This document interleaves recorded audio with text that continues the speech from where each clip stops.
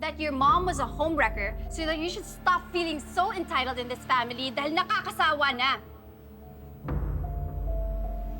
You're pathetic.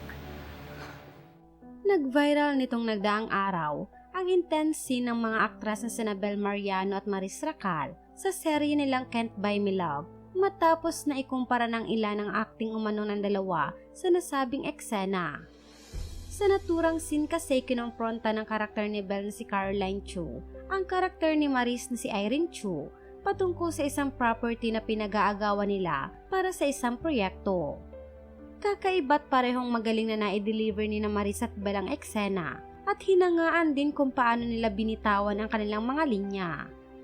Ngunit may ilang netizens pa rin na ikinumpara ang dalawa sa kabila ng magkaibang galing na ipinakita ng mga ito at sinabing mas magaling umano si Maris dahil tila nilamon umano nito ang acting ni Belle sa nasabing eksena. Gayunpaman, marami ang kumontra sa pagkukumparang ito sa dalawa lalo't magkaibang araw ang karakter ng mga ito kaya hindi umano pwede na parehong atake ng acting ang ipakita nila. Parehong mula sa mayamang pamilya kasi ang karakter nila, kaya naman parehong may class ang kilos nila, ngunit maliban sa class, ipinapakita ni Belle sa kanyang role bilang si Caroline, ang palaban at matapang na karakter nito. Samantalang sa role ni Maris bilang si Irene, ay pinapakita niya ang pagiging malditang karakter nito. Kaya naman ayon sa ilan, hindi may kukumpara ang dalawa sa isa't isa dahil nga raw sa magkaiba nilang role na ginagampanan.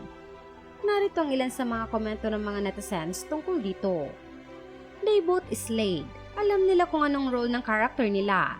Okay na, you don't have to compare one to another one just because kaunti lang lines niya at marami yung isa. Tigil na rin sana yung mag-compliment sa isa while dragging another one.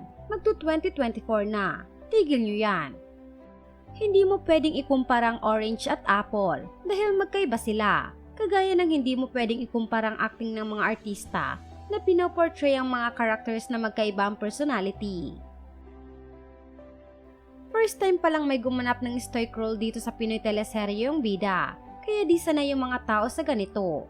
Usually kasi, nakikita lang to sa K-drama, yung emotionless and cold yung character ng bida. Hindi pa handa yung mga Pinoy sa ganitong role ng bida. I don't get why they have to compare people based on sa intensity ng boses or dami ng lines kasi what I see here are two actresses perfectly portraying the role given to them. Kita mo na inaral talaga nila ang characters nila, kaya kudos to both of them. I don't understand the hate against Belle, but she is portraying her character as a hardened, stoic illegitimate daughter na nagtitimpi at di puro iyak lang. Sure ako yung mga maraming kuda is yung mga di talaga pinanood tong series from the start.